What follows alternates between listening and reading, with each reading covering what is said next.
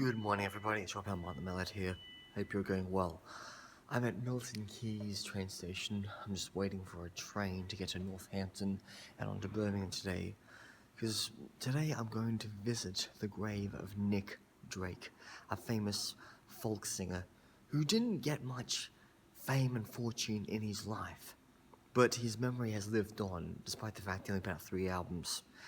As a matter of fact, I remember reading on Wikipedia the other day that people like Kate Bush, R.E.M., and even The Cure have cited Nick Drake as a major influence. The other day, I was listening to one of Nick Drake's later albums, I think it was his last one, and I was just so blown away of a guy who just recorded an album with just him singing and playing the guitar. No bassist, no drummers, no electric guitars, just him and an acoustic guitar. I thought to myself, man, this guy, he should have been, rich, popular, and whatnot, but, not everybody else likes folk. I discovered Nick Drake because somebody commented on my video basically saying, oh, why don't you go visit the grave of Nick Drake? Never heard of him in my life. And then I turned to my elderly cousin of mine and I said, do you remember Nick Drake? And she said, yes. I said, do you remember him when he was alive? Or did you find him out about his music after he passed on? And she said, I do remember him back in the day because my cousin grew up in this country. Was actually born here. So I've got to go up to Birmingham and then get a train south, which is a bit closer to Redditch, where I haven't been in 10 years, but this is still West Midlands. So, just waiting for the train, let's go. Well, I decided to go to Tim Hortons today for breakfast. Costs a bit more than McDonald's, but it's what they eat in Canada.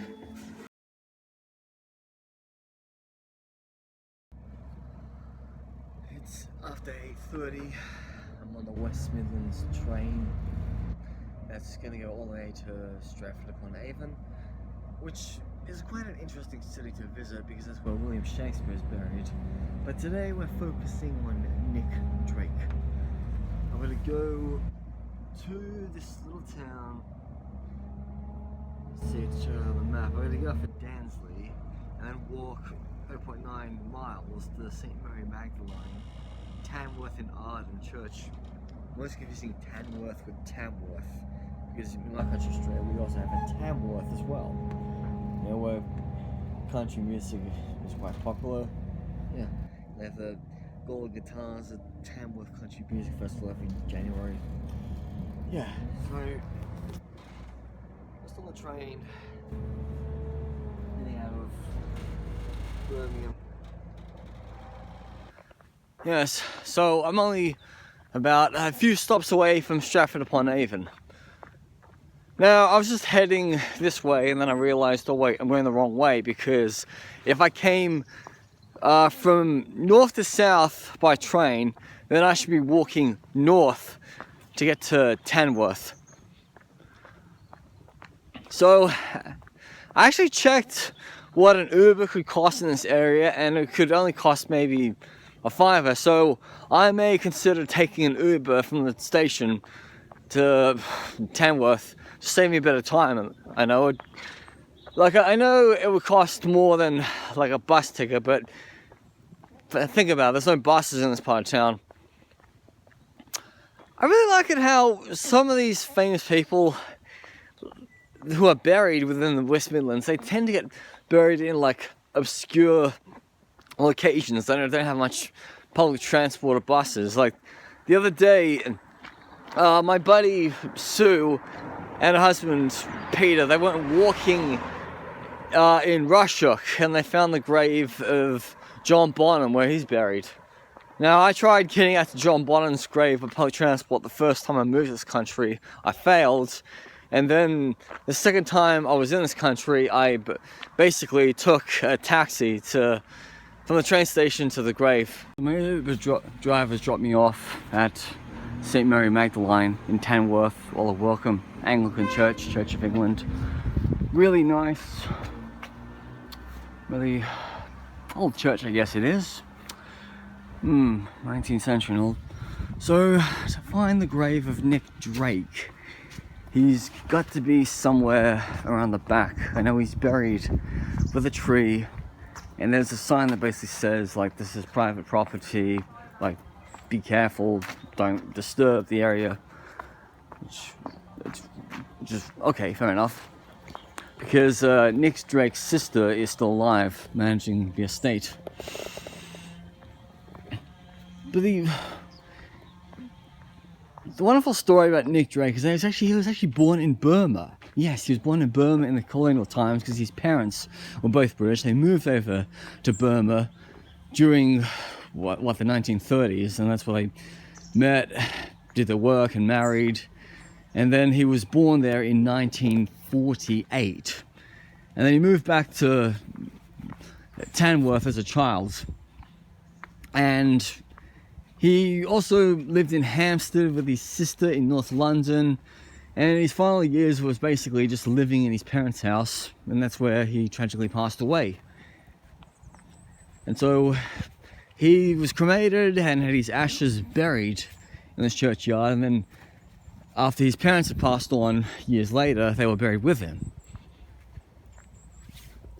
So I won't really speculate that his sister will... I'm pretty sure when his sister's time comes, she will also be buried here, because it's a family plot.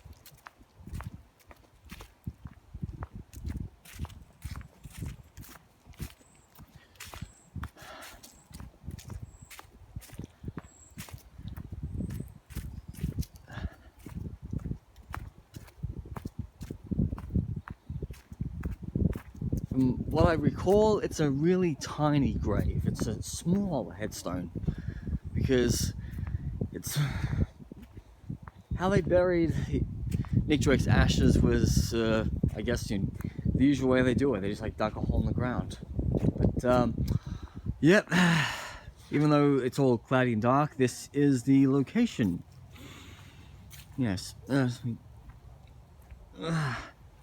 me. So, says right down here, now we rise, and we are very aware. That's the back of his tombstone.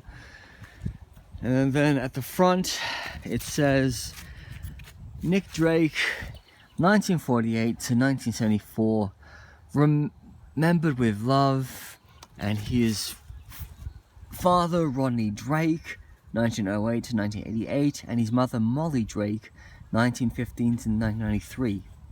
They all rest in peace. Oh, and then we've got a sign up here.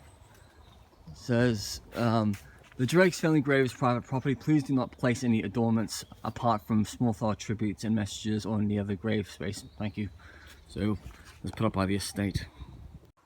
So, I've just been chatting to a British Australian man called William, and he is on holidays here, and he made it his goal to visit the grave of Nick Drake to honour his memory, because he grew up listening to Nick Drake, in the times, and he's only, well, I'm not going to reveal his age, but he was around when Nick Drake was around, and so he's lived in Australia all his life, just came back to England, and he's wanted to pay tribute to Nick Drake. And I thought, wow, this is so amazing. Like, I don't know anything about Nick Drake myself. I've just read his Wikipedia article. I listened to his third album. But here's me in a cemetery, Warwickshire, if that's the right borough I'm talking about. And I'm meeting another man, born here, lives in Australia. I'm born in Australia, I live here. And our paths cross, all because of this man, Nick Drake. So this is a really beautiful thing that I've experienced today. Because it's not like, oh, imagine if, let's just say, you were at Putney Vale Cemetery walking around, and you're visiting Sandy Denny's grave. You might not see anybody who knows who Sandy Denny was. So you stop, you chat, you talk about the music of Sandy Denny. It's like when I went to visit Keith Emerson's grave. There was this grandmother showing the cemetery around with her two grandchildren, and I taught her grandchildren all about Emerson, Lake and Palmer, because Keith Emerson's buried right there. which was quite an interesting experience because these children were like the same age as my niece and nephews in Australia, maybe 10, 12, between years, yeah. But the grandmother didn't really remember Emerson Lake and Palmer. So I'm just here in Warwickshire honouring the memory of Nick Drake, and I wanted to tell you all that you should give Nick Drake a listen, no matter what your age is, no matter where you are in the world. Keep his music alive. Yes, it's a sad story about what he went through in life and how he left us too young, and there's been some documentaries about his life, and also his music has been featured on BBC Proms. So never forget Nick Drake. Keep his music alive. I'm really grateful, like, I know people who remember that era, because as we're getting older, we're losing generations as that generation dies off. So we mustn't forget the past. We mustn't forget these people who never made it big famously, but made an impact on other people's lives. I'm Martin the Metalhead, coming to you from Warwickshire, over and out.